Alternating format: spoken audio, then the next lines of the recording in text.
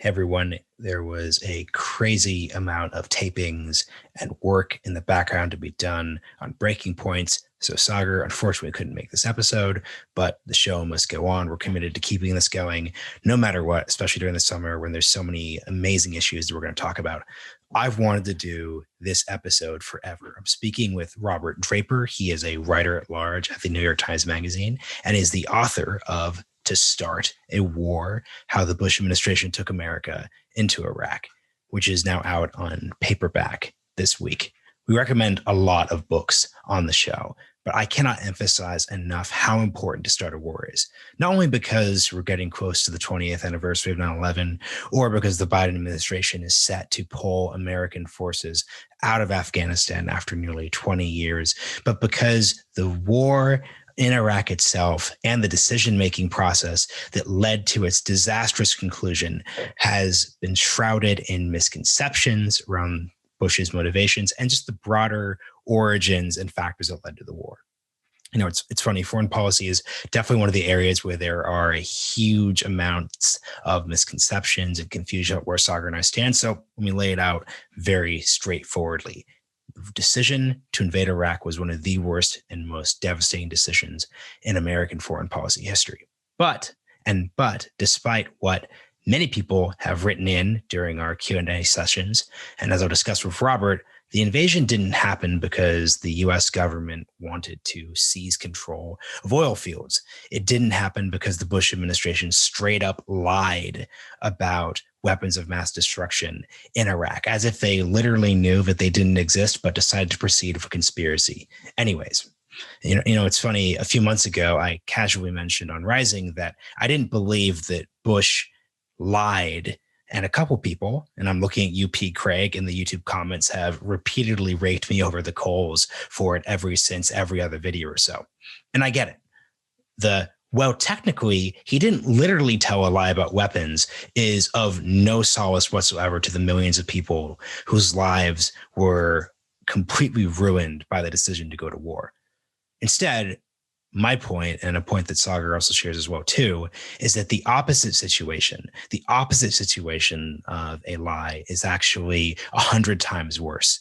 The story of the war in Iraq is about a structural process, a system, leaders, and terrible decision-making that led to this disastrous outcome that's completely reshaped our entire world in the 21st century, ever since I was in fourth grade. So as we're looking forward, as we're thinking about conflict in Eastern Europe, between Russia, between Ukraine, in East Asia, in the Pacific with Taiwan, as we're looking at past decisions to go to war and launch airstrikes in Syria and Libya, all of those decisions should be put through the lens of what happened during the process that led up to the Iraq war, as we're going to discuss today. So much to get into. I'm sure there's going to be a lot of interesting disagreements and pushback.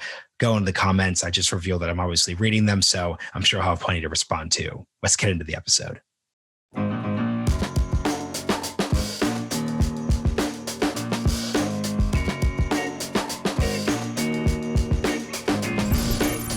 Robert Draper, welcome to the Realignment. Thanks so much for having me, Marshall.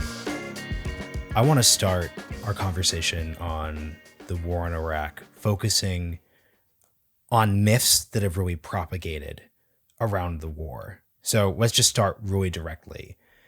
Did George W. Bush or figures with decision-making capacities in the Bush administration lie, as in knowingly believe that Iraq was not a threat, that Iraq had a dilapidated weapons program? Did they lie about those facts in order to start a war?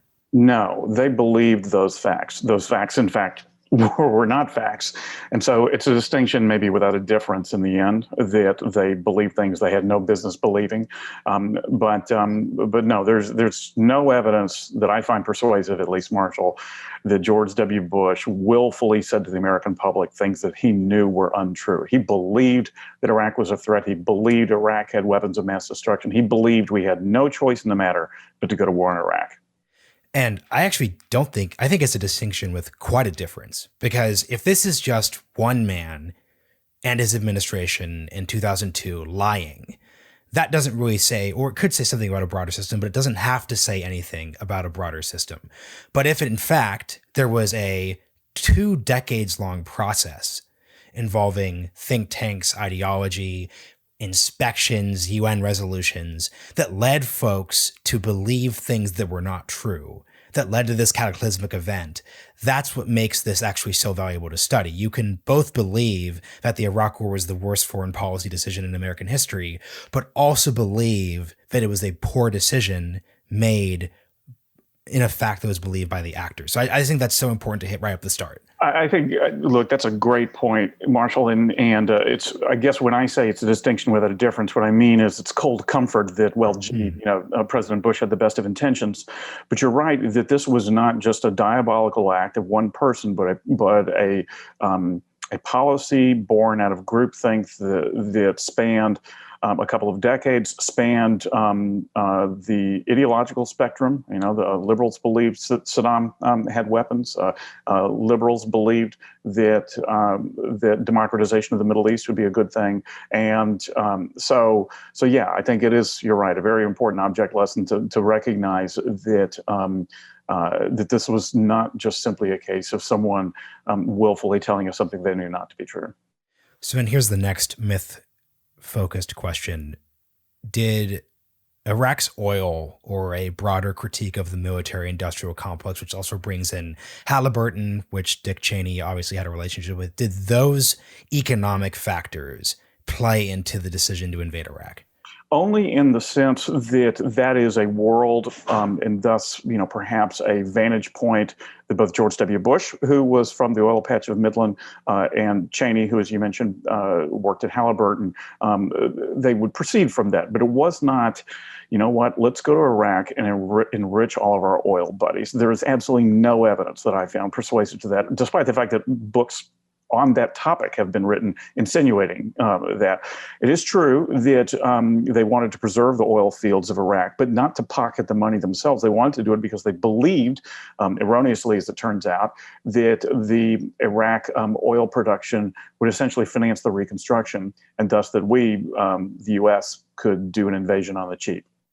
And that's the key fact here, because the idea that this was a purely neo-colonial expedition to seize oil would suggest that this war, the way it went down, would have occurred without 9/11, without very specific circumstances. And I just don't think that's true. Maybe there was an unsustainable path between the Clinton policy to the Bush policy, and we could be convinced that the airstrikes in the North could have led up to something bigger. But I just can't look at this and conclude that this is neocolonialism. Because this is at the top of everyone's mind, especially in our listenership. But I just think it has to be dismissed because it distracts from the broader lessons about how truly disastrous this decision was.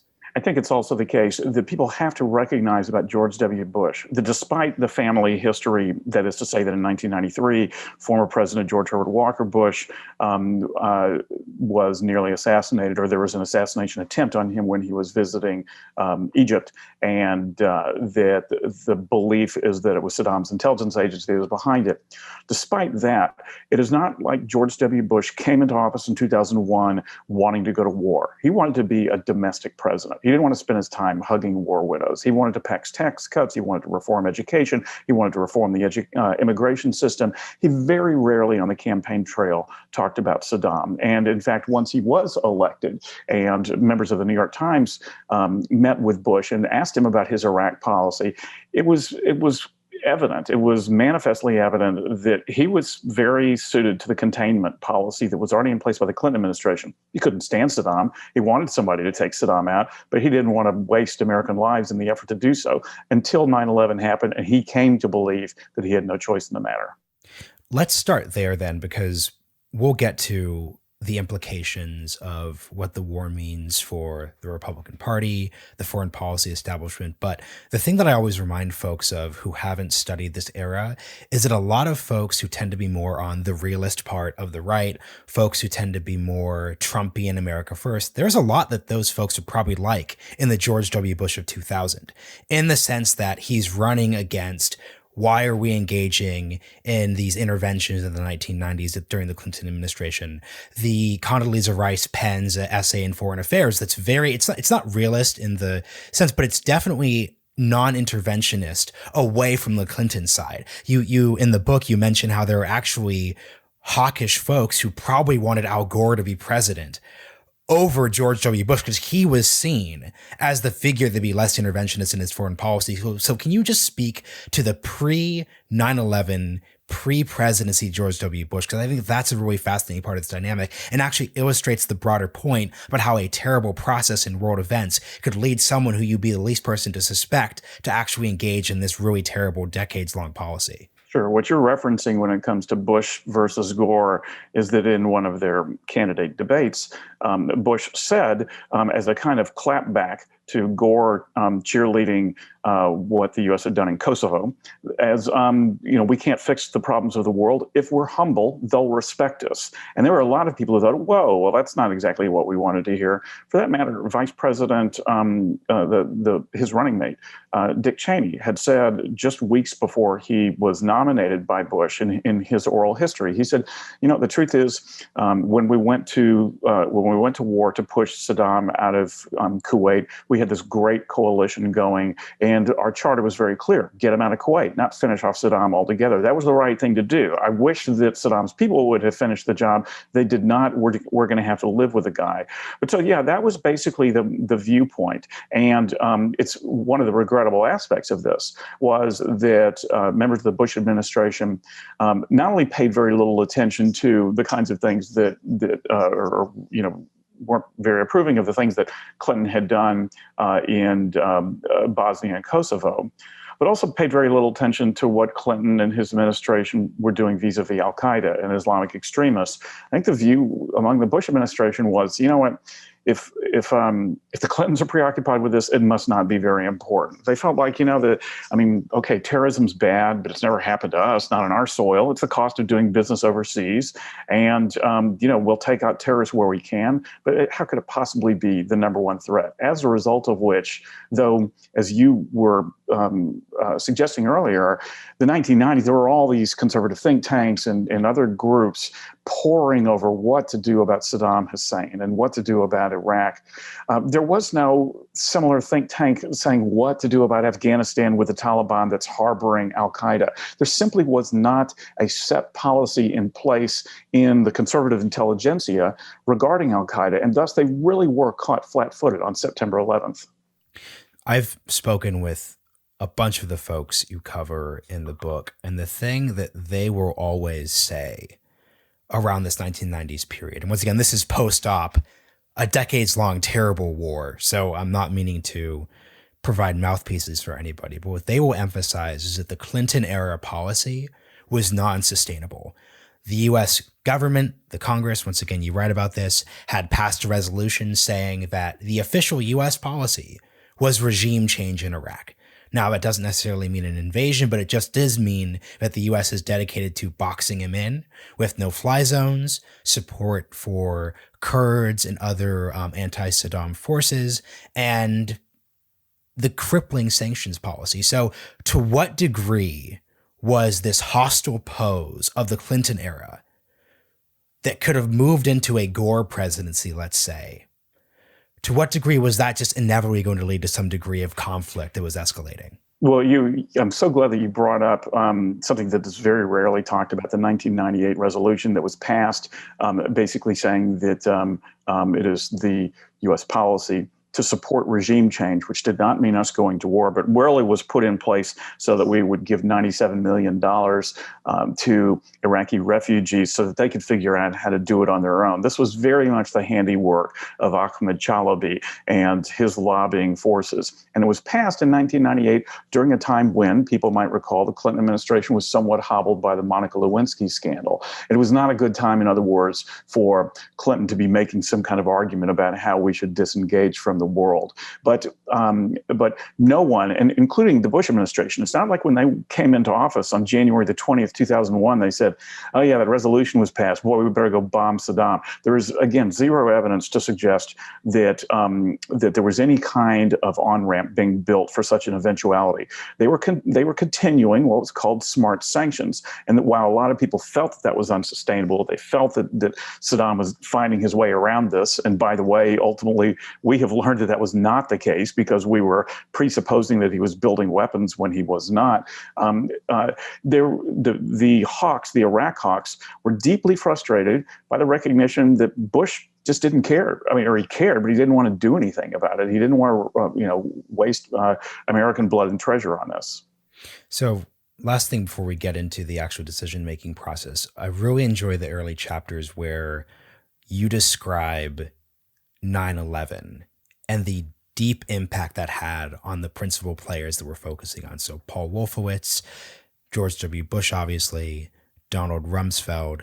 Can you both describe the world of September 10th, the world of September 11th, which would then take us into, and then describe the day that they were looking at on September 11th, and then which will then take us into the actual process and the cascading dominoes? Sure. So it's to kind of deconstruct this. I mean, Bush was intending on September 11th to start pushing an immigration policy. That was next on his agenda. Paul Wolfowitz had always been jonesing to go after Saddam Hussein, and up to that point had been deeply frustrated by his inability to get any traction on that subject. And so when September 11th occurred, again, they were all caught flat-footed. You could see, the videotape of George W. Bush, slack-jawed by this, despite the fact that less than 1 month earlier he'd gotten the famous Bin Laden determined to strike the U.S.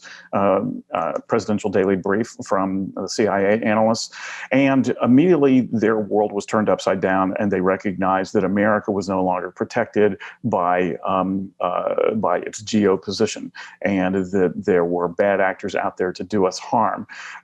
For Paul Wolfowitz, he became immediately convinced that Saddam Hussein, who'd been so terrible to his own people, who was so hostile towards the Israelis, that he had to have had something to do with all of this. And the very evening of September 11th, late that night, he tasked the Defense Intelligence Agency. And by the way, to your listeners, Paul Wolfowitz was the Deputy Secretary of Defense. He was the second in command to Secretary of Defense Donald Rumsfeld.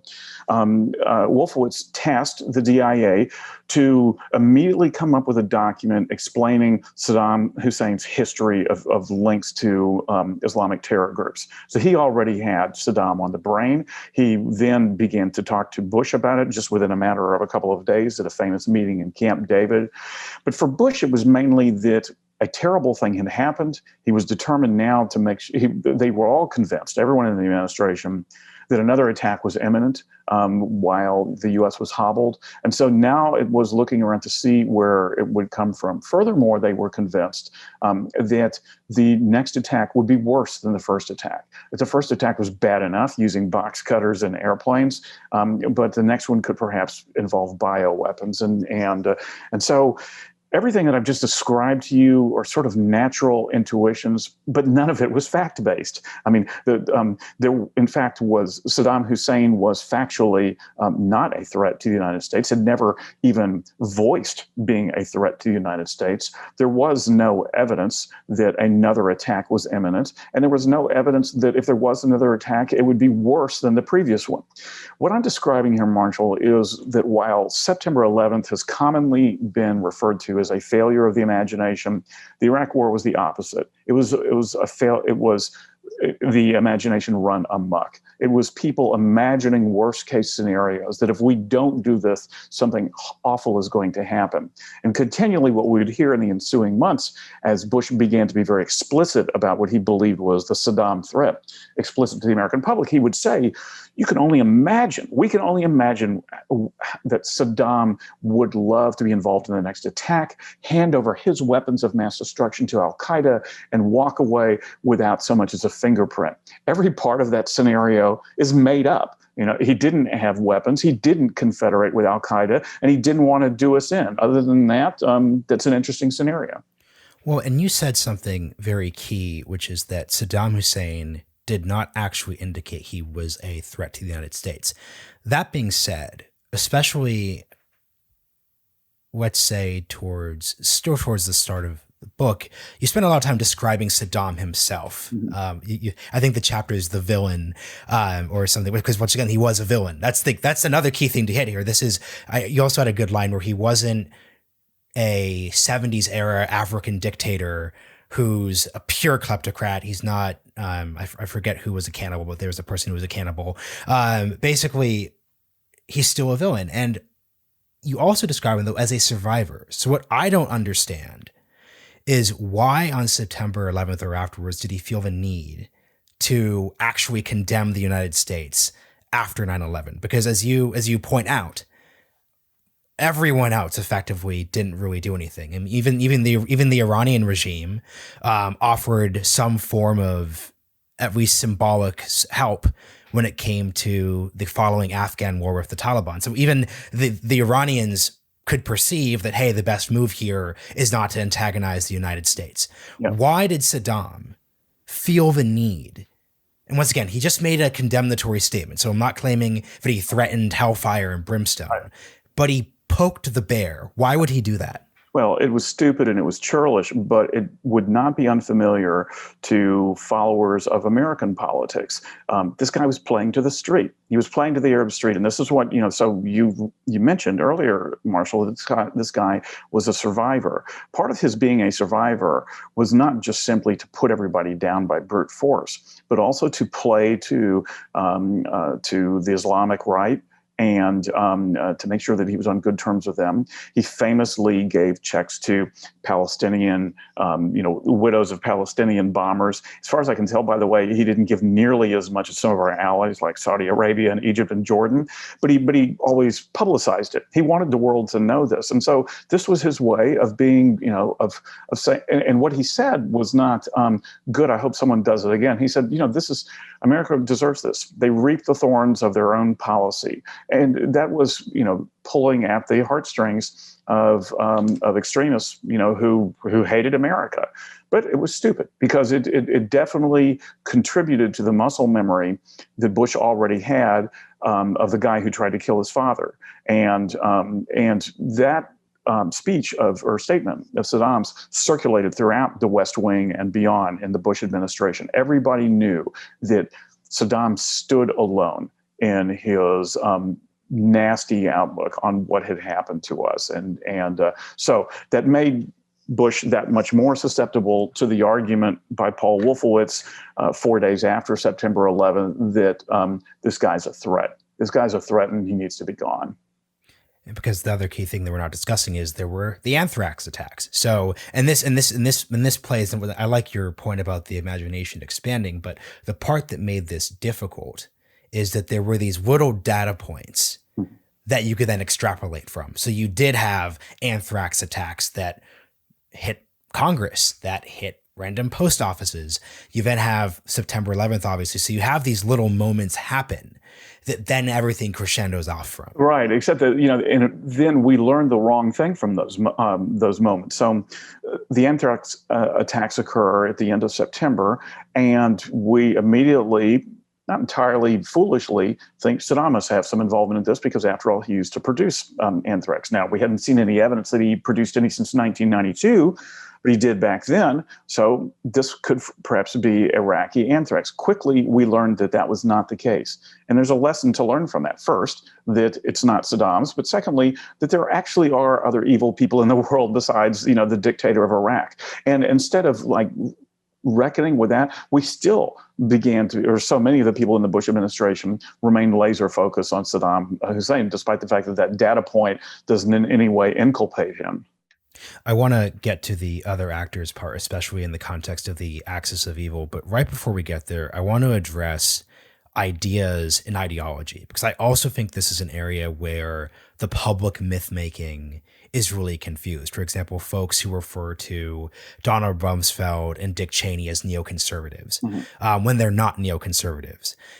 When it's Paul Wolfowitz, who's very concertedly a neoconservative, and then you have other ideas such as the revolution in military affairs, which is Donald Rumsfeld believing that there's this way that you could, I don't want to say invade on the cheap, because that's not quite what you're doing. It's this idea that military technological advancements after the Cold War that you really saw during Desert Storm have made it so that you don't need to deploy 500,000 troops to defeat what was once the fourth largest army in the world before Desert Storm. You can use drones, you can use precision airstrikes, you can use lighter, more mobile forces to do these types of bits. You see a weird combination of the neoconservatism of Paul Wolfowitz from the non-ideological RMA theory really combining here. So I would love just to explore the ideology part here. What role, once again, we're talking around September 12th to basically December 2001, what role does neoconservatism play in that period? Yeah, I think that I mean, the key actor in neoconservatism would be Paul Wolfowitz, I believe, because he had a belief system not only that encompassed the sort of negative aspect of there being a threat in the world, that being Saddam Hussein, but also the positive aspect of what the removal of Saddam Hussein could do to the Middle East. And Wolfowitz, having been the ambassador to Indonesia, saw what a majority Muslim nation with religious tolerance could be, and he wished that kind of flowering upon the Middle East. You're absolutely correct, though, to say that conflating Wolfowitz with what Rumsfeld wanted, what Cheney wanted, and for that matter, what the Undersecretary of Defense for Policy, Doug Feith, wanted, is really a mistake. Rumsfeld was no one's idea of a neoconservatism because he didn't care about democratization. And by the way, neither did Cheney. I think that Cheney was driven more by, as was Rumsfeld, with the desirability of projecting force. But that's, in Cheney's case, that was because Cheney really believed the world had become a dangerous place, and all the more so because we wouldn't back up whatever our threats were. That essentially we just used a pea shooter, in an alley fight, and it required more than that. Rumsfeld, as you mentioned, had the additional incentive of really believing that we needed to transform the military and use something that had a faster and lighter footprint. He was a famously frugal person, but it wasn't so much to fight on the cheap and take the risk that we'll lose, but really born out of the belief that this was a revolution that could turn the hidebound military-industrial complex on its ear, with Rumsfeld being the guy who showed the way. And then Feith, the Undersecretary of Defense for Policy, being very driven by Israeli issues and the belief that Saddam was a major threat to Israel, which paradoxically the Israelis themselves did not entirely agree with. They didn't like him, but they also found him as to be somewhat of a check against what they believed was the number one threat, the Iranians. And there was a great amount of concern among the Israelis that the destabilization of the Middle East that could be wrought as a result of invading Iraq would end up redounding to the advantage of their number one foe, Iran, which, by the way, turned out to be the case. And I think something you really capture in the book, and this tends to happen during these moments, for example, during the process that led to the Vietnam War, there is a fascinating cast of characters that on their merits, I think actually are really incredible, but were horrifically miscast for the moment they hit. So, for example, I personally know Paul Wolfowitz. He is, and once again, I'm not going to extrapolate interpersonal interactions to a devastating war that leads to hundreds of thousands, if not millions of deaths, but he interpersonally is a very nice person. And when you describe him being incredibly popular with Muslims in Indonesia, I can entirely predict that. I met him when I was an intern at a Christmas party, and he was so nice, and he was just, it was just, you see the politician in him that you're describing in the late 90s, or sorry, late 80s. And the other key thing about him too is that he's not conservative. And this is something that people don't understand about neoconservatism. If you actually, you talk about how this is the person who busts down from Cornell to watch the I Have a Dream speech in Washington by MLK. This is the person who, if anything, is a Cold War hawkish liberal. And that, once again, really needs to be juxtaposed with Donald Rumsfeld, who is, he was actually a very civil rights Republican when he was a member of Congress, but once again, no one would confuse that domestic policy with his foreign policy inclinations. And funnily enough, I started the podcast off by describing the military-industrial complex aspect of this. Donald Rumsfeld, if there had been no war in Iraq, probably would have gone down as an excellent post-Cold War Secretary of Defense. He'd been a Secretary of Defense under Gerald Ford. He was incredibly young. He was cutting major weapon systems. He was exactly the type of person who George W. Bush of 2000 would have wanted to have in that position. So I think it's just so fascinating how these things just compose together. Well, and I'll add to the cast that you've mentioned three people who I consider to be sort of tragic figures in this melodrama. One of them, of course, is the Secretary of State, Colin Powell, a towering figure, the most popular public figure by a country mile at the time that Bush, who had just barely won by 537 votes in Florida, tapped to be his Secretary of State. Bush needed Powell and Powell's popularity and his credibility with the American public much more than the other way around. And the belief was that Powell would be calling a lot of the shots in foreign policy. And tragically, that was not borne out at all. He was the only person in the administration, only senior administration figure to warn Bush of unforeseen consequences that could take place if Bush invaded Iraq. And those were not listened to. A person who could have said more of the same or could have brought in, whose fiduciary obligation, I believe, was to bring in dissenting points of view, was Bush's national security advisor, Condoleezza Rice.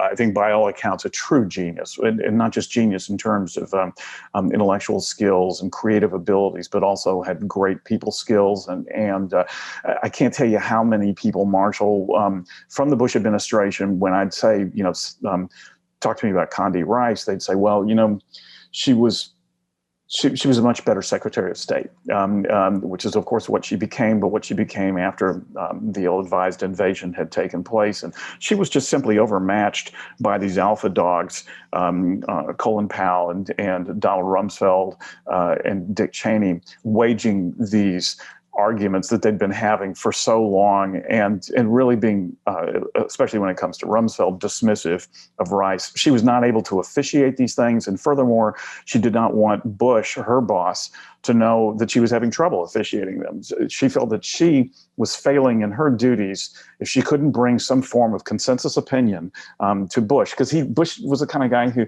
really didn't want to spend all day listening to debates. He'd say, get to the point, tell me what we should do.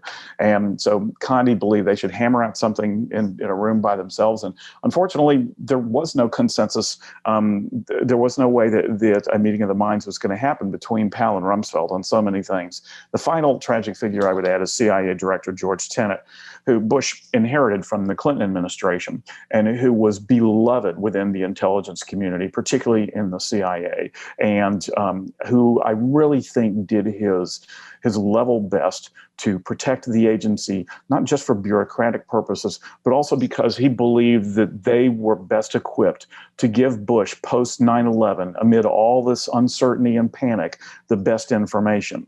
Unfortunately, doing that, keeping the CIA on good footing with the administration, meant helping to sell the case for war. And that was a slippery slope that Tenet tried to navigate. But I think ultimately we could see by December 2002, and certainly by February 2003, when Powell gave his UN speech that was based on intelligence supplied by the CIA that turned out to be uniformly false, that unfortunately the CIA had become a marketing device for the Bush administration to make a case for war.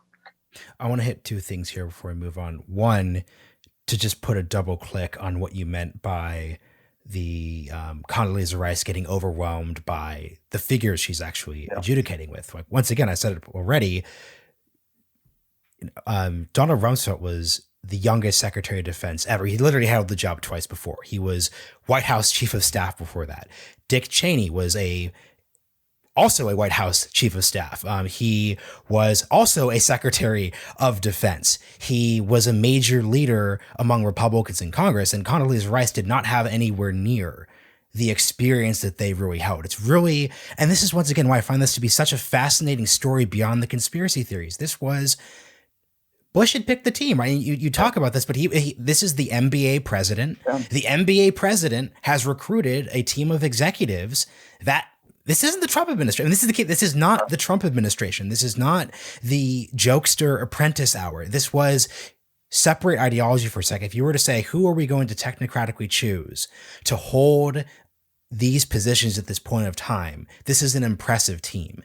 And I just think I think it's so fascinating how everything goes from there. Yeah, I mean, it's also true. I mean, there was no slouch in the bunch. You could argue that these were, at least on paper, the Republican version of the best and the brightest.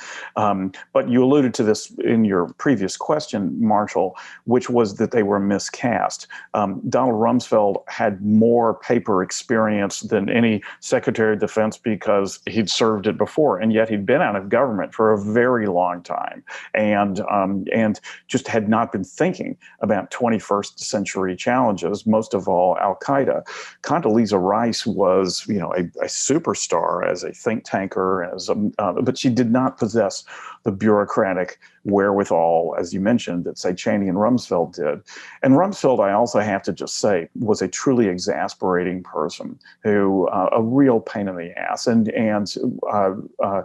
did not play well, was very, very turf conscious, and just infuriating to have a discussion with, because he would never nail himself down to. I mean, interestingly, for people who think that somehow Rumsfeld was the one responsible for the war in Iraq, when he was asked by Bush, should we go to war, he wouldn't answer. He didn't give an opinion on the subject. And he tended to answer questions with questions. Well, we must also weigh the risks of not going to war, that kind of thing.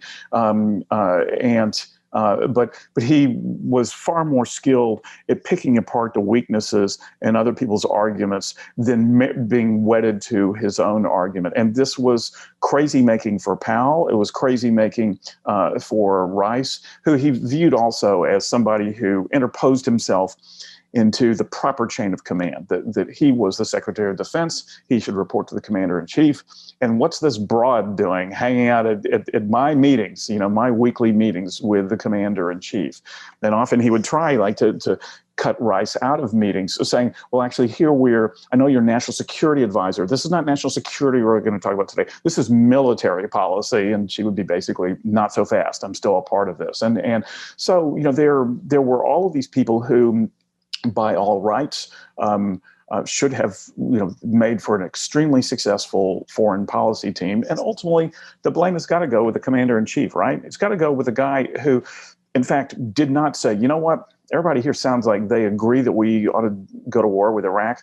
Maybe we should just bring in somebody who has an alternative point of view. Condi, would you talk about that? Or, Colin seems to have some serious doubts about this. Let's let him talk a little bit longer about this. Or, I actually am doubting that there's a real consensus here. Let's have the argument, because American lives and an entire region are on the line. He didn't do any of that, and that is on him. This is fascinating because this is obviously a book on leadership and decision making, and something listeners probably aren't aware of is just the real contrast, especially in 2000, pre 9/11, 2001, between George W. Bush's leadership style and the Clintonian leadership style, which is that Clinton is sloppy, meetings are disorganized and will run until 4 a.m. There's pizza everywhere, people aren't wearing their, and once again, I'm too young to have actually seen this. I'm describing things I've read in books such as yours, but it's an important, vision here. And then Bush comes in, we're running organized meetings. I have an MBA, this, and that.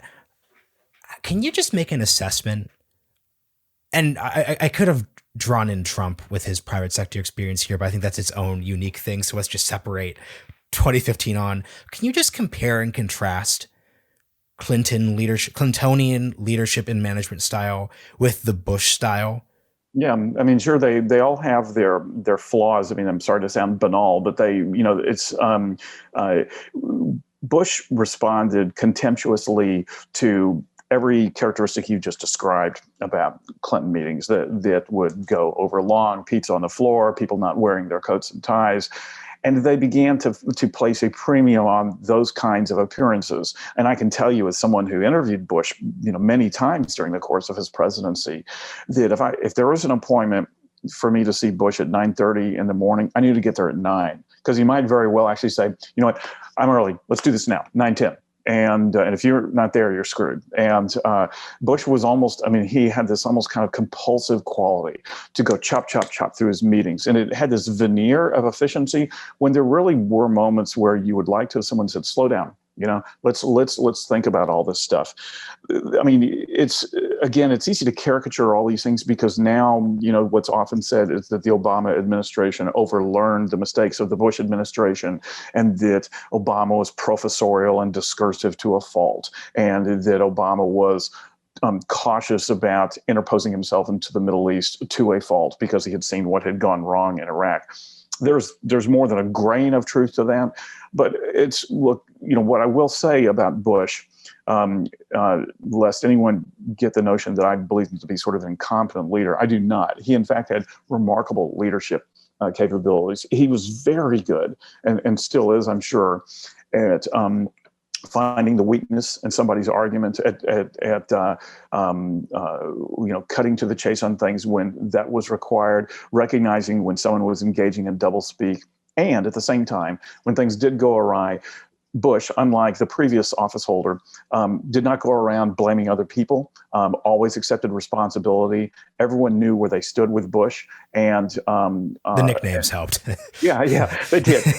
Yeah, and there were some people he didn't, develop a rapport with. He didn't with Colin Powell, for example, but he never pretended that he did. And for that matter, just because he did favor someone like Condoleezza Rice, for example, I mean, they were like brother and sister, didn't mean they didn't have like real, fights. And it was not that he favored her argumentation just because he favored her personally. So there's a lot, and also, this is not the be all end all, but it's always been meaningful to me to hear someone say, really liked working for that man or woman. I really loved it. I mean, it's for all the reasons I just cited, that you knew where you stood and that he was clear in the marching orders he dispensed, that he wasn't wishy-washy, that he didn't blame others. So Bush had a lot of great characteristics. And I suppose you could say, if only his war team had stepped up and said, it's not his tendency, for example, to want to hear a lot of arguments, but we're just going to have to do it anyway, and he'll thank us later. Which, by the way, I mean, Bush famously couldn't stand. I mean, Mark McKinnon, his media advisor, used to always say that it was like walking into a propeller, going in to tell Bush something he didn't know. But you would ultimately be rewarded for that. Bush knew, he'd chide you for it later. He'd call you, "Hey, sunshine, thanks a lot for that great briefing. I really feel happy." But he and in the short run, that'd be a little tough. But would that some of the adults in the room had recognized that, that's our obligation. We owe it to him. We owe it to the country, and we'll be thanked for it later. So let's go to because once again, this is a book about the Iraq War, but this is about the process. So we're not going to debate the surge in 2007. I want to then look at the axis of evil as a construct, because once again, as you set up, there were three regimes that David Frum and another Bush speechwriter really coined together in this really impactful construct. So we're talking about Iraq, Iran, and North Korea. And the thing that fascinates me, and should fascinate anyone, is that regardless of whether or not you think war, military action is the proper course, and obviously Russia is now a part of Russia and China. From a pure hostility perspective, those are the three regimes that the U.S. in the early 21st century have just had and will have the most hostile relationships with. To this day, Iran with the nuclear deal, North Korea with everything North Korea is always doing. These are just the thorns in the side. And just looking at these three countries, if you were to say, look, something is going to happen in the 21st century, Iraq would just be the least priority of those three. Yes.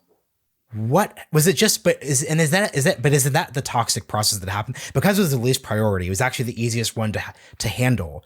Hypothetically, there's no invasion of Iran with 150,000 people. There's no soul that will be bombed to smithereens if you do anything. Just how did that happen? How did we pick the easiest quote, for the audio listeners, I'm using quotation marks when I say easiest, but also the least threatening of those three? Well, because had it been left up to Bush, there would have been only one named, and it would have been Iraq. That was the one he was setting his sights on. After we had succeeded in Operation Enduring Freedom in routing the Taliban from Afghanistan. Didn't succeed, unfortunately, in getting bin Laden. But after we had achieved that, Bush was telling people, in public, it's now time for the next theater in the war on terror. And we're not finished yet. We're just getting started. He was kind of, he was full of vinegar, arguably of hubris after the quick triumph, so it seemed, in Afghanistan. And so he set his sights immediately on Iraq. And it was Condi Rice who said that, our foreign allies are going to believe that we're declaring war on Saddam if we don't add a couple others. And so they added North Korea and Iran, but you could tell Marshall that their heart wasn't really in it because it was just one sentence of each of those two, and then like two whole paragraphs relating to Iraq. You knew where the real malice was intended, and the belief was that there was perhaps a growing movement of moderates in Iran, that North Korea certainly, problems with that regime, but did not seem poised to threaten the U.S. at that moment in time. And Bush, by that point, was already getting pretty sold on the notion that Saddam had operational contacts with Osama bin Laden and al-Qaeda.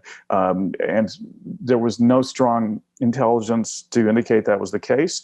But if you started out believing that, you could find intelligence here and there that would fortify that point of view. And this is just the wildest part here. We pull a clip from every episode that we play at the start, and I'm going to pull where you described a lack of imagination with September 11th and then too much imagination after September 11th. But the one part where there wasn't that much imagination is, what if the action we're taking in Iraq ends up actually empowering those other two parts of the axis, in the sense that Iraq, from my perspective, guaranteed that there'd be no appetite for intervention when it came to the North Korean nuclear program. Completely delegitimized that as a reality. Iran obviously is empowered even more. It removes their regional rival. It raises the Shiites to power in Iraq itself, so it turns it into more of an allied country. You obviously have the Iranian Revolutionary Guard and its military get a good 10 years of experience fighting U.S. forces. It's effectively their version of the U.S. intervening in Afghanistan against the Soviets in the 1980s. So it's just wild how the thing that was not imagined is, what if the action we take actually makes the global picture worse, which is what, from my perspective, seems exactly to have happened. Sure. And I mean, I guess the answer to that is, even as the Bush administration imagined the worst case scenarios if we do not invade Iraq, they also imagined the best case scenarios as to what would happen once we did. And fundamental to that, and this is really George W. Bush's contribution, key contribution to this whole fiasco, was that Bush had long, ever since he first ran unsuccessfully for Congress back in the 1970s, had believed that that the number one thing people want is freedom. They will coalesce around it. As a conservative, he also believed that with freedom comes personal responsibility. But he believed freedom was the most animating concept. It was for him as a Texan, and he believed that that was the case for everybody else in the world. The thought never occurred to him that that for a country that has been invaded and torn to ribbons, for that matter, a country that has been, tyrannized by Saddam Hussein, that there would be all of these sectarian tensions that would have to be addressed, that people would have as their number one issue safety, not having their family shot at, their number two issue being able to provide for their family, and that well down the list would be participatory democracy. So, Bush and Wolfowitz both figured that, to every question, freedom is the answer. And so, when, for example, in early January, some Iraqi refugees who had not been inside the country in 30 years were invited to the White House to talk to Bush about all this, Bush said, well, what about, like the Sunni and Shia tensions that have existed for a while? What's going to happen there? the answer given to him was music to his ears, which is that, Saddam Hussein has been the source of those tensions. He's pitted brother against brother. You remove Saddam Hussein, and they will all coalesce joyously around, a democracy. And that only made sense to a guy like George W. Bush, and his failure was the failure to put himself in the feet of Iraqis and rather than of people he grew up with in the oil patch.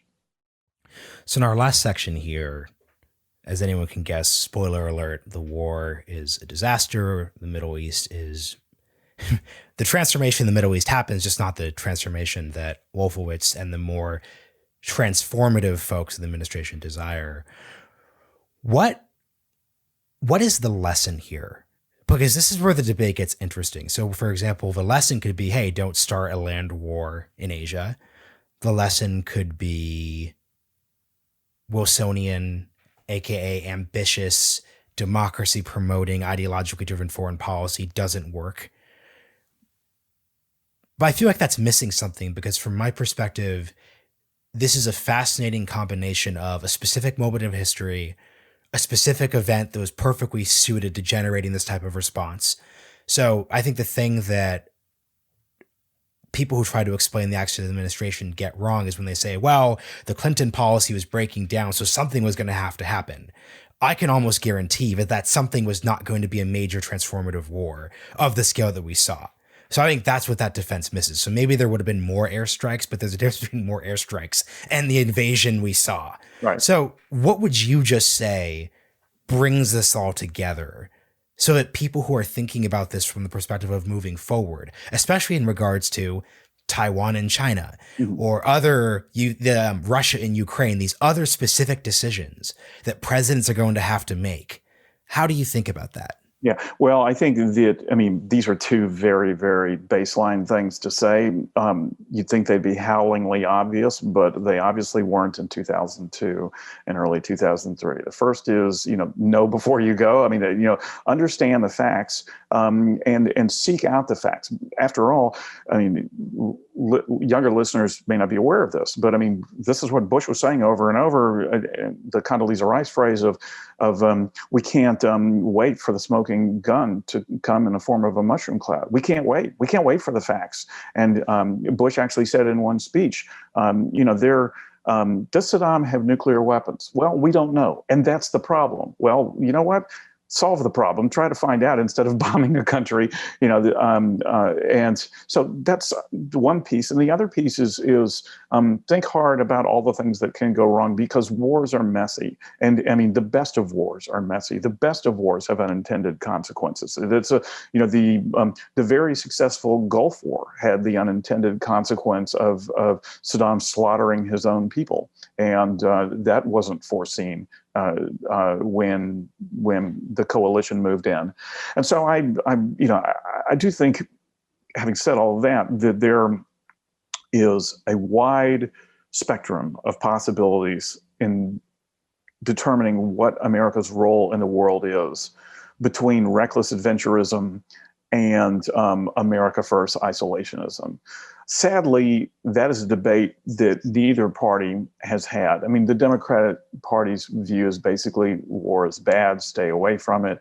And the Republican Party's view has been to just kind of change the subject, since this was a Republican policy, not entirely, because the liberal intelligentsia and the media went with it, and many Democrats supported it. But we saw in 2015, in the first presidential debates, before Trump actually said, no, this was a disaster, Rubio and Jeb Bush and Ted Cruz and others saying, well, it was a bit of a problem, but the surge was a great thing, and Bush kept us safe. And so that argument's never really been waged. And it's becoming incredibly poignant, incredibly salient when we see, for example, what's taking place now in Afghanistan with the withdrawal of our troops from there. And former President Bush and others saying, look, this is going to be catastrophic. All these women and children are going to be tortured and killed. And American allies in Afghanistan, the same will happen to them. And that's it's something worth arguing about. Biden's view, has been, all I can say is we've been there 20 years and with no end in sight, and I'm not going to waste another. I'm not going to risk the loss of another American life over anything in Afghanistan. It's become such a quagmire. But then what do we do if there's another humanitarian crisis, Rwanda style? What do we do if another Muammar Gaddafi threatens to kill tens of thousands of his citizens in Benghazi and Misrata? Do we sit on our hands? Let's have the argument, but that argument really has not been had, and part of it is we are now consumed by a pandemic, and I think part of it also is that the Republican Party is so fractured that they can't even get to ideology. But America's place in the world is really kind of up for grabs right now, and it's just a discussion that is long overdue for us to be rejoining. So, two last things. I just want to hit the point you made about Republicans changing the subject, because you fascinatingly see this in the Afghanistan context. So, as you said, Republicans had a politically unsustainable position in 2015 that Trump, despite actually supporting the Iraq war in 2003, despite his claims, exploited excellently in 2015, which is great. Republicans don't actually like this war anymore. I'm just going to call it out and point that out, and people will be stuck defending incoherent think tank positions. But that being said, what those politicians have then done is just shifted the question to, well, we've been in these wars for 20 years and have ignored the process that led us into the war itself. So that's why I think this is such an important book and a history for people to learn about, because the fascinating story for me isn't the surge, because I think the surge was the right decision. I think President Bush actually, to your point, when he does have his positive traits, it really was 2006 to 2008. But that isn't the issue. The issue was the process in 2001 to 2003 that even took him in the first place. And that's where the debate should center. So for the final thing here, I think if you critique American foreign policy, it's that we are always focused on the last war. So for example, during the Cold War, everything is Munich. Everything is appeasement. Every crisis is Berlin in 1961, where Kennedy has to stand up to Khrushchev, on and on and on and on. How do we avoid, for good or for ill, every foreign policy decision we have moving forward just becoming debating the Iraq war and the lessons that different ideologies, the different sides take from it? Well, I guess we don't avoid it entirely, but because it's worthwhile, more than worthwhile, to digest the lessons of the past. And if anything, I lament that a lot of people haven't regarding Iraq, that there hasn't been this sort of fulsome discussion. But I don't think we should let the past inform how we view the future as a fait accompli. I mean, there are dynamics that change. There are new allies that emerge, and now and again we have tried that. I mean, Afghanistan was a really frustrating case in point, because clearly Bush was of the view that we can break the mold that Russia and the UK and other countries have suffered with this quicksand of a country, and that did not bear out until very recently. It was just axiomatic that we would say, let's reset and with our relations with Russia, and I don't think that the solution is to say, well, Russia's, Afghanistan's unfixable for all time, and that Russia will never be our ally. But we do have to be mindful of history and fully ingest that there are certain dynamics that have been there on the scene, and that should not be ignored just because a new administration comes in with some bright new ideas and new motivations. And I mean, I do think the failure of so many administrations just to say we're not going to do what the last guys did. What the last guys did was lousy. Is not helpful, and it's not helpful on the domestic front, but it's really not helpful when there is, in fact, this prevailing view of America, rightly or wrongly, that persists, that spans beyond this or that administration. So it's incumbent upon us to be really mindful of all of these lessons as we come in, with a certain humility, but to not feel trapped by them. I think that's an excellent place to end. So, Robert, would love for you to shout out the book, any other writing you have before we go. Yeah, well, thank you. No, I'm actually at work now on another book about the current state of the Republican Party, and it's largely informed by the events of January the 6th. I was there at the Capitol that day, and how the Republican Party has reacted to that. Its challenges in trying to disentangle itself from disinformation and conspiratorial thinking is kind of key to all of this. So I'm literally starting to write the book day after tomorrow, and and this is the last. But To Start a War has just now been released in paperback. I'm very excited about it, and I hope that people will find it worth their time.